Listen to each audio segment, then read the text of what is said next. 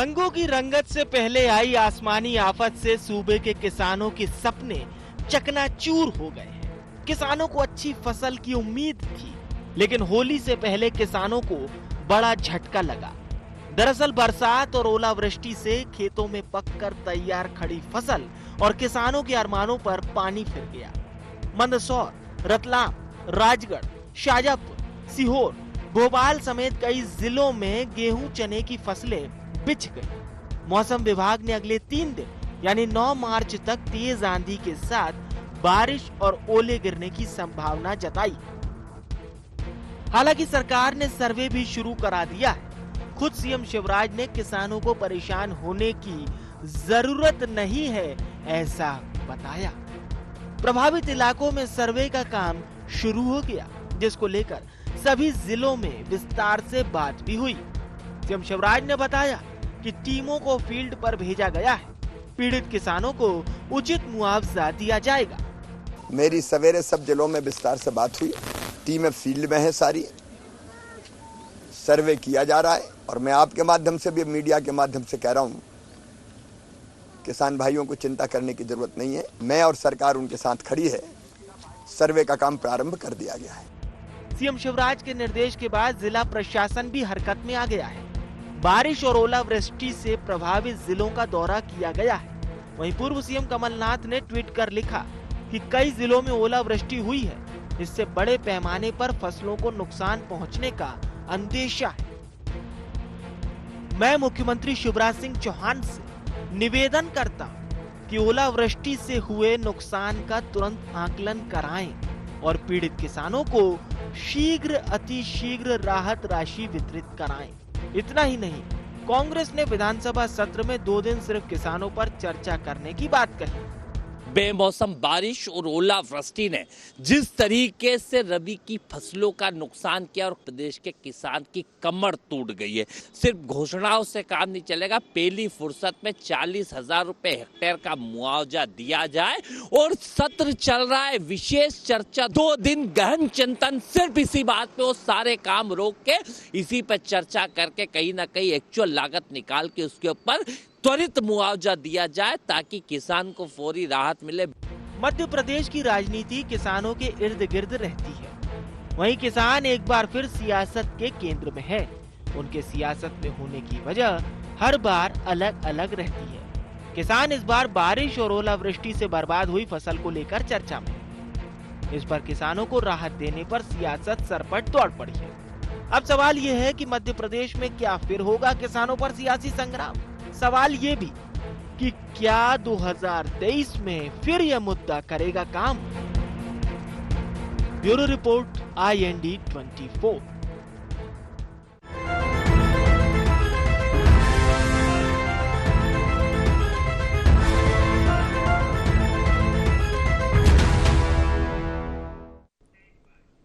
नमस्कार, IND agenda फसल बर्बाद सियासत आबाद में आपका स्वागत है। मैं हूं आपके साथ नवीन पुरोहित। चर्चा को विस्तार देंगे, उसके पहले IND एजेंडा के मुख्य बिंदुओं की तरफ एक निगाह डालते हैं।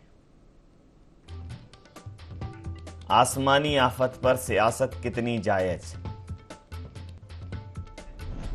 क्या सरकारी मुआवजे से बनेगी बात? सरकार की कवायदों पर विपक्ष को ऐतराज क्यों? चुनावी साल में किसके साथ होंगे अन्नदाता? नमस्कार, इन्हीं सवालों के साथ चर्चा में आप सबका पुनः स्वागत है। पूरे प्रदेश में होली के आगमन को लेकर खुशी थी, लेकिन मौसम ने कुछ ऐसी करवट ली कि किसानों के माथे पर चिंता की लकीरें खिंच गईं और तेज आंधी तूफान के साथ बारिश हुई, ओलावृष्टि हुई। पूरे प्रदेश के किसानों की फसलों का नुकसान हुआ है। मुख्यमंत्री शिवराज सिंह चौहान ने संवेदनशीलता दिखाते हुए फसलों के मुआवजे को देने की बात कही है। जो नुकसान हुआ है उसका मुआवजा देने की बात कही है। फसलों का जो नुकसान हुआ है उसका आकलन करने की बात की है। वहीं भारतीय जनता पार्टी लगातार सक्रिय है कि जो भी इस आपदाग्रस्त क्षेत्र हैं उनमें नुकसान का आकलन हो जाए, सरकारी दौरा हो जाए। वहीं कांग्रेस इस पूरे मसले पर सवाल खड़े कर रही है और उसका कहना है कि सरकार को सारी गतिविधियों को विराम देकर सिर्फ और सिर्फ नुकसान के आकलन के लिए पूरी मशीनरी को लगा देना चाहिए और इस पर एक विशेष सत्र भी बुलाना चाहिए जिस पर चर्चा हो और जो किसानों का नुकसान हुआ है उनको उचित मुआवजा मिले। निश्चित रूप से ये बेमौसम की मार जो है किसानों पर पड़ी है, लेकिन इससे सियासत जरूर गर्मा गई है। सिर्फ ओलावृष्टि नहीं हुई है, आरोप वृष्टि भी हो रही है, एक दूसरे पर आरोप प्रत्यारोप हैं। इसी पर करेंगे चर्चा। हमारे साथ चर्चा में शामिल हैं चेतन सिंह जी हैं, मध्य प्रदेश भारतीय जनता पार्टी के नेता हैं। सिद्धार्थ राजावत जी प्रवक्ता हैं मध्य प्रदेश कांग्रेस के। सुरेश शर्मा जी वरिष्ठ पत्रकार हमारे साथ हैं। आप समस्त महानुभावों को बहुत बहुत स्वागत है। चेतन सिंह जी, जैसे ही ओलावृष्टि की और बेमौसम बरसात की खबरें आई, मुख्यमंत्री महोदय ने स्वयं संज्ञान लिया और कहा कि जो भी फसलों का नुकसान हुआ है उसका उचित आकलन करके उचित मुआवजा दिया जाएगा। कांग्रेस लगातार मांग कर रही है और कह रही है सरकार इस पूरे मामले पर सिर्फ प्रचार प्रसार में और ट्विटर पर सक्रिय है, बाकी जमीनी स्तर पर अभी तक काम शुरू नहीं हुआ है। क्या कहेंगे? निश्चित रूप से मध्य प्रदेश में आपदा का दौर चल रहा है और विषय भी बहुत गंभीर है और कांग्रेस तो आरोप लगाने के लिए ही जन्म लेकर के इस मध्य प्रदेश में काम कर रही है। लेकिन मैं आपके प्रतिष्ठित चैनल के माध्यम से समस्त किसान बंधुओं से आग्रह करना चाहता हूं, चिंता मत करिए। इस प्रदेश में भारतीय जनता पार्टी की जवाबदेह और जवाबदारी के साथ काम करने वाली संवेदनशील मुख्यमंत्री शिवराज सिंह चौहान जी के नेतृत्व में काम कर रही है और आपके जितना भी नुकसान हुआ है 23 के 23 जिलों की आरंभिक रिपोर्ट तैयार करने के निर्देश माननीय मुख्यमंत्री जी ने दे दिए हैं। किसी को घबराने की जरूरत नहीं है। कांग्रेस केवल ढपली बजा करके अपना राग सुनाने की कोशिश करती है। 40,000 रुपए हेक्टेयर मुआवजा दे दीजिए, 60,000 दे दीजिए, 3,000 रुपए कुंटल कर दीजिए, केवल भ्रम की बातें करना। 16 महीने क्या करते रहे, सोते रहे क्या? और ये वो लोग कह रहे हैं जिन्होंने फसल बीमा योजना का 2019-20 का पैसा जमा नहीं किया था किसान बंधुओं का। 22 महीने का रिकॉर्ड उठा करके देख रहे जो लोग हम पर आरोप लगाते हैं। 274 करोड़ रुपए का मुआवजा माननीय मुख्यमंत्री शिवराज सिंह चौहान जी ने इसी प्रकार की ओलावृष्टि अतिवृष्टि पाले में किसान बंधुओं को दिए हैं और 7,615 करोड़ रुपए का मुआवजा 49.85 लाख किसानों के खाते में सिंगल बटन से क्लिक करके माननीय मुख्यमंत्री जी ने दिया। जैसे ही कल ये सारी घटनाएं आई, तत्काल प्रभाव से माननीय मुख्यमंत्री जी ने अपने मातहत सारे अधिकारियों को निर्देश प्रदान किए, सारे मंत्रियों को, तमाम कार्यकर्ताओं को निर्देश प्रदान किए कि जाइए जाकर के अन्नदाता के खेतों में देखिए वहां के क्या हालचाल है। और तत्काल प्रभाव से माननीय मुख्यमंत्री जी ने ट्विटर पर भी वो सब बातें जारी की हैं। बहुत ज्यादा उसमें कहने की जरूरत नहीं है। मैं आपके चैनल के माध्यम से इतना ही कहूंगा कि मध्य प्रदेश का किसान सौभाग्यशाली किसान है जिसको मुख्यमंत्री शिवराज सिंह चौहान जैसा जन नेता मिला है और निश्चित रूप से आने वाले समय में बहुत जल्द से जल्द जो भी मुआवजा उनका निर्धारित किया जाएगा वो सर्वे के आधार पर होगा। उसके पर्याप्त प्रयास सरकार कर रही है। वो सारे अधिकारी भी फील्ड पर पहुंच चुके हैं। जल्द से जल्द उस राशि का भुगतान भी किया जाएगा। जी सिद्धार्थ जी क्या कहेंगे? देखिए नवीन जी, चेतन भाई बहुत अच्छे इंसान हैं और मैं उनका बड़ा आदर करता हूं। कम से कम आज तो आप एक चैनल के ऊपर बैठे हैं, कम से कम कुछ तो स्वीकार करना सीखें आप। 20 में भी आपने देखा था किस प्रकार के हालात, इसमें भी किस प्रकार के हालात हुए थे। और अभी आप देखिए, अभी जुलाई अगस्त में अतिवृष्टि और अब अति बारिश से 35,000 किलोमीटर की रोडें बह गई, मवेशी बह गए और खड़ी फसल किसानों की बह गई। उसका सर्वे अभी तक कंप्लीट नहीं हो पाया है। और आप हमारे बड़े संवेदनशील मुख्यमंत्री बोला जाता है शिवराज सिंह जी को, मैं तो बड़ा संवेदनहीन मुख्यमंत्री बोलूंगा कि वो बड़ी आसानी से हाल घोषणाएं तो तुरंत कर देते हैं। घोषणा वीर है, वो घोषणा मशीन है।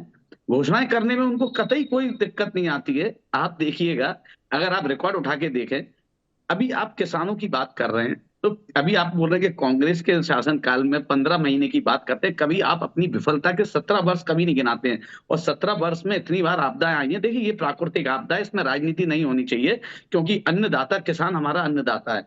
और आज जो हमारी रेवेन्यू जो है, आज जो रीढ़ की हड्डी है मध्य प्रदेश की, वो किसानों पे आधारित है। आप चाहे सोयाबीन की फसल देख लें, चाहे आप धान की फसल देख लें, चाहे आप गेहूं की फसल देख लें, चाहे सरसों की देख लें, 4 प्रमुख फसलें हमारे मध्य प्रदेश में होती हैं।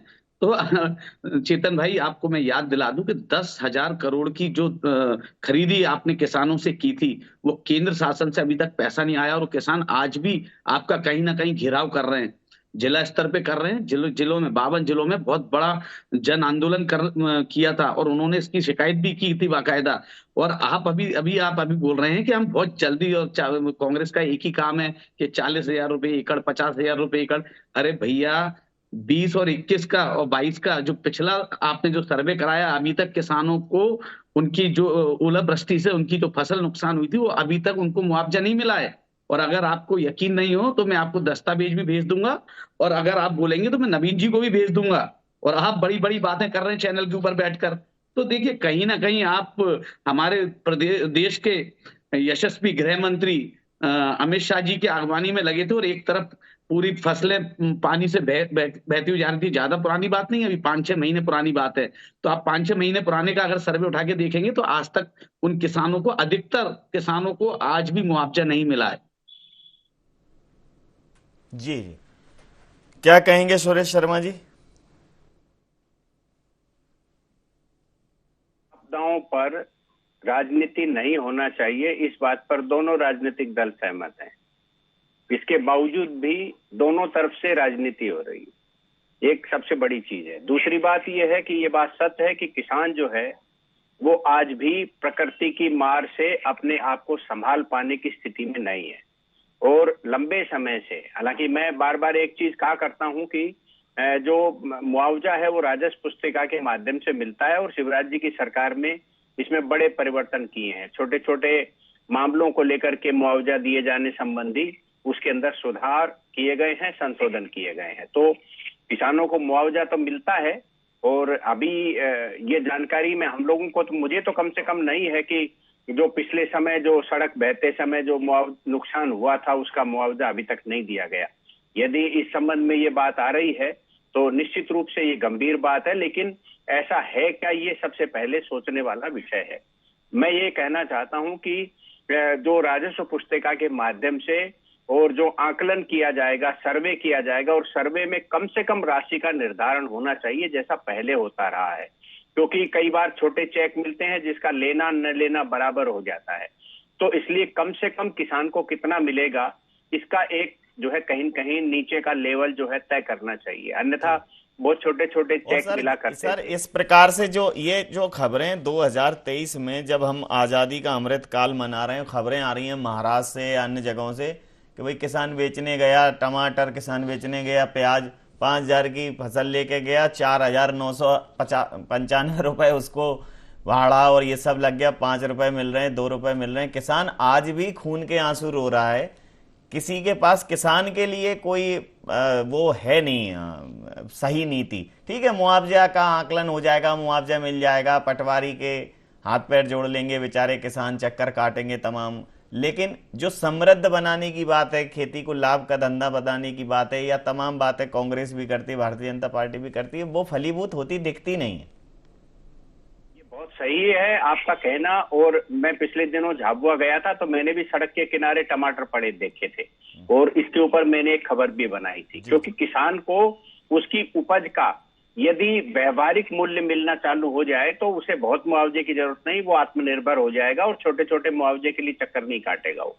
तो दिक्कत ये है कि जो कृषि उपज मंडियां और बाजार, इन दोनों के बीच में जो एक प्रकार समन्वय से किसान का लाभ हो सकता था, उसमें कहीं कहीं गड़बड़ियां हो रही हैं। कारपोरेट सेक्टर का बार बार आना, कैचअप बनाना, या अदर कोई चीजें बनाने के लिए पहले से ही खेत में सौदा कर लेना, और उसके अंदर मुआवजा कम होना, फिर शेष बची हुई में मंडियों की खरीदी कमजोर होना, भाव का न मिलना, ये समस्या निश्चित रूप से है।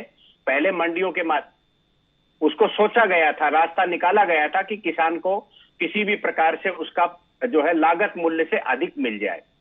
लेकिन ये स्थितियां बन नहीं रही हैं और इसी के लिए जो हालांकि कृषि आंदोलन हुआ था उसमें इस प्रकार की बातें समाहित करके और कानून को बनवाना चाहिए था।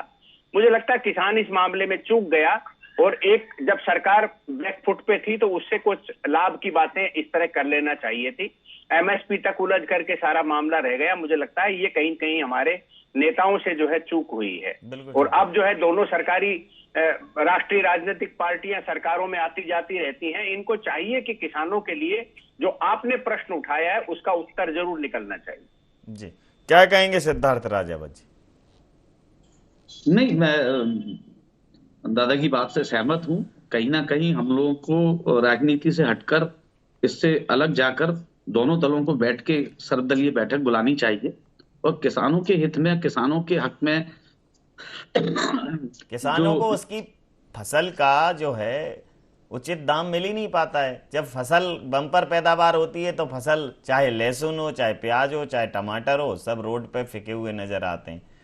तो किसानों के लिए तो सोचना पड़ेगा कि जब आपको उसकी भंडारण की या बोनी के टाइम पर आप जो कृषि विभाग है उसको ये समझना चाहिए कि कहाँ कितना रकबा वो सजेस्ट करे कि ये ओवर हो जाएगा तो कहाँ जाएगी, या उसके ट्रांसपोर्टेशन की, भंडारण की व्यवस्था हो। एक बड़ी नीति बनाने की जरूरत है। आजादी के अमृत काल में कांग्रेस हो चाहे भारतीय जनता पार्टी, जहां जहां सरकारें हैं जिसकी भी हैं, लेफ्ट की हो राइट की हो, कोई फर्क नहीं पड़ता, किसानों को विष पीना पड़ रहा है अमृत काल में। ये बिल्कुल फैक्ट है। नहीं, बिल्कुल अवश्य, आप बिल्कुल सही बोल रहे हैं। इसमें हम दोनों दलों को और भी दलों को बैठ के सर्वदलीय बैठक बुलानी चाहिए और इसमें विचार करना चाहिए।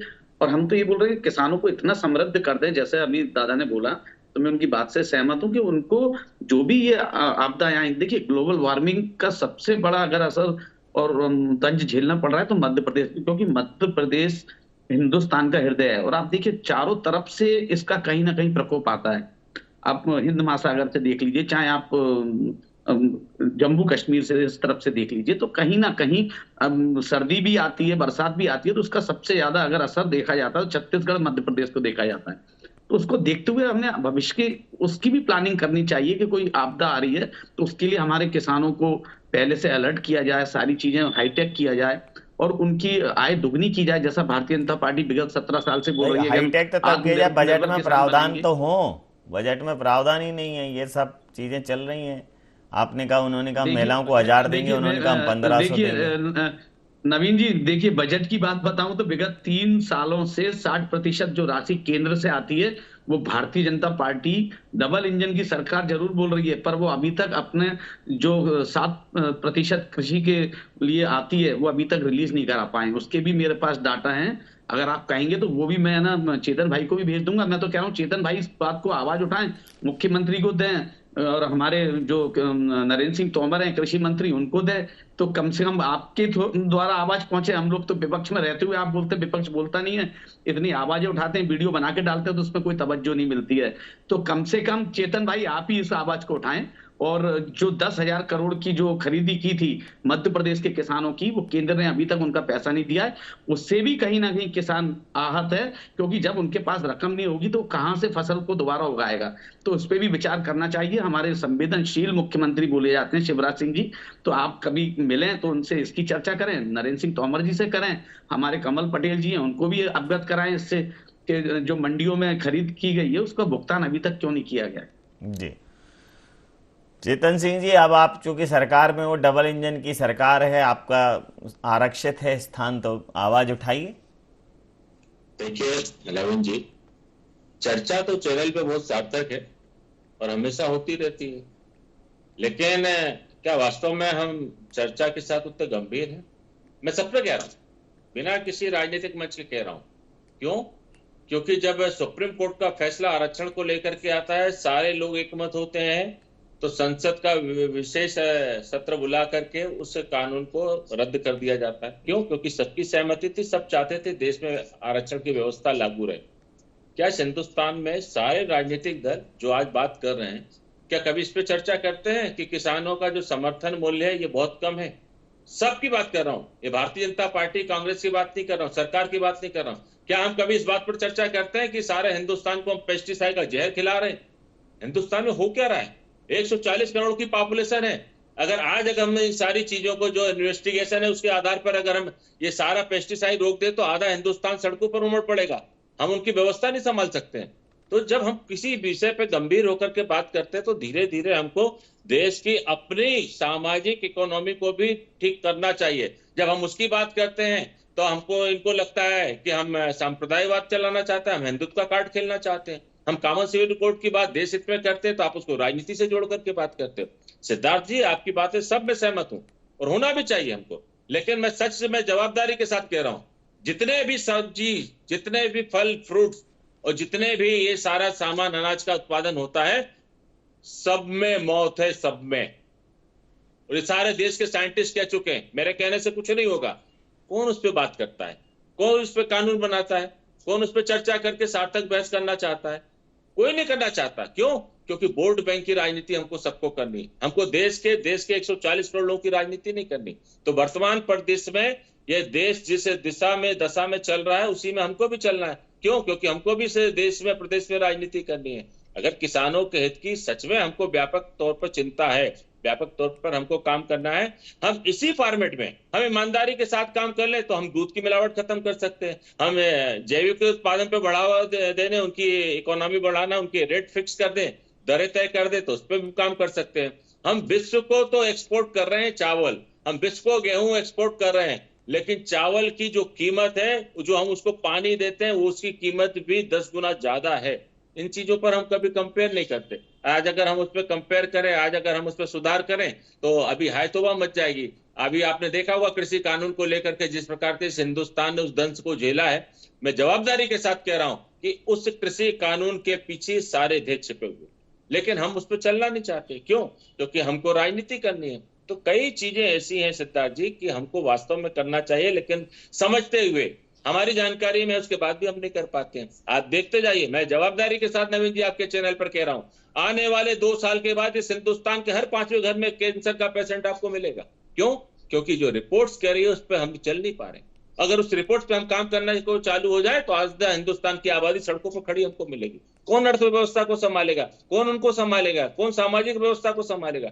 इसे उसमें बरैया का छतरने में कोई भी हाथ डालने को तैयार नहीं है। और केवल इसके पीछे एक ही कारण है कि इस देश की जो गंदी पॉलिटिक्स है उससे कौन निपटेगा साहब? कोई नहीं निपट सकता। इसलिए जो फॉर्मेट में जो चल रहा, जो हम कर सकते हैं, जो आज माननीय मुख्यमंत्री जी ने जो सारे निर्देश जारी किए, हम किसान बंधुओं का जितना अधिकतम भला कर सकते हैं उस रिपोर्ट्स के आधार पर करेंगे। और निश्चित रूप से आदरणीय सुरेश जी भाषा में बहुत अच्छी बात के साथ चर्चा समाप्त करूंगा। सुरेश जी, जिस प्रकार से यहाँ दोनों प्रतिनिधियों ने अपनी अपनी बात रखी और जिस साफगोई से रखी, अगर उसी साफगोई से राजनीतिक दल चर्चा कर लें किसानों की भलाई के लिए, और जिस प्रकार से कुछ जगहों पर जो यूरिया से लेके और तमाम चीज़ों का जो उपयोग हो रहा है, खाद्य पदार्थों में जो मिलावटी चीज़ों का उपयोग हो रहा है, वो तो बिल्कुल ही जानलेवा है और पीढ़ियों के लिए खतरा है। तो भाई पूरी मेहनत, पूरी कवायद 2 वक्त की रोटी के लिए, और वो 2 वक्त की रोटी जहरीली हुई जा रही है। उसको कमाने वाला वो जहर पीने को मजबूर है, सुसाइड करने को मजबूर है। तो किस प्रकार का विकास और किस प्रकार की अंधी दौड़ में हम शामिल हैं? ये उन्नत खेती, लाभ के लिए खेती, ये सब चीज़ें अभी भी दूर की कौड़ी हैं।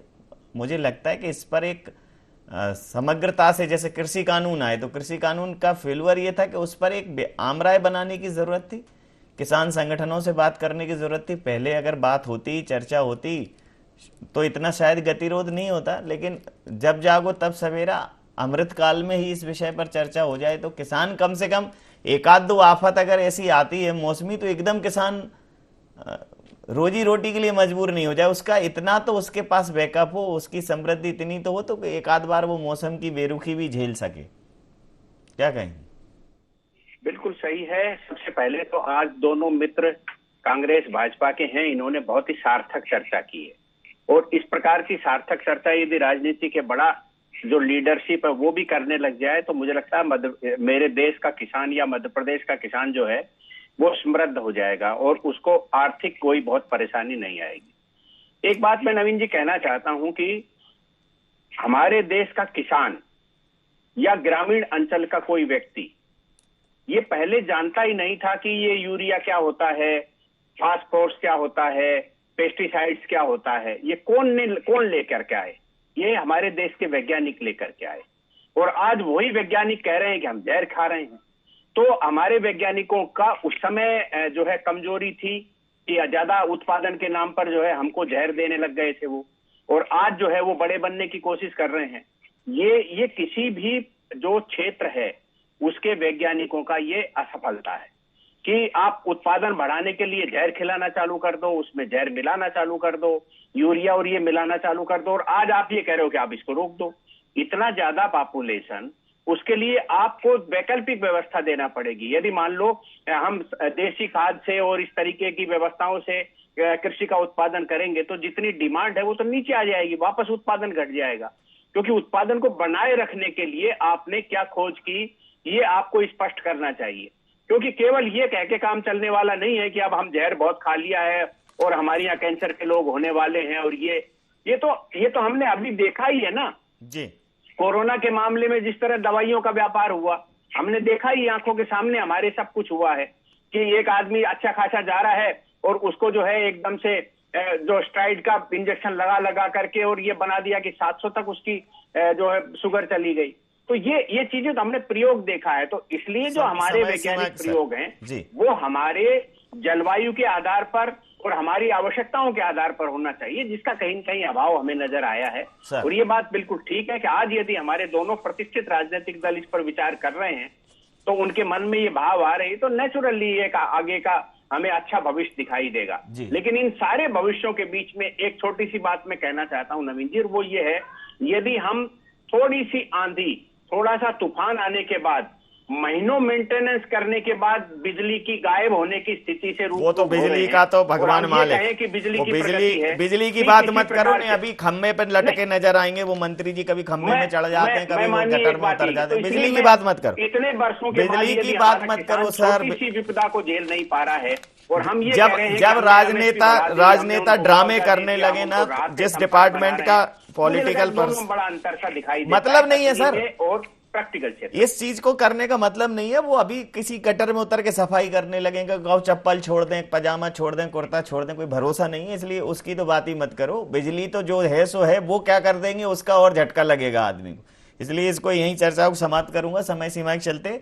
आप समस्त महानुभावों का बहुत बहुत धन्यवाद। आपको रंगों के त्योहार होली की बहुत बहुत शुभकामनाएं, समस्त दर्शकों को शुभकामनाएं। तो आफत की बारिश है और राहत की बातें हैं, तो ये बातें हकीकत में बदल पाएंगी। और सबसे बड़ी बात कि क्या हम आफत को झेलने की सक्षमता अपने किसान भाइयों के, खेती किसानी करने वाले लोगों के लिए पैदा नहीं कर सकते, उनको इतनी उन्नति और समृद्धि नहीं दे सकते? तो फिर आज़ादी के अमृत काल में ये जो विश्व बमन किसान कर रहा है, ये प्रश्न चिन्ह है सरकारों के ऊपर। IND एजेंडा में इतना ही। आप बने रहिए IND 24 के साथ और देखते रहिए IND 24। नमस्कार।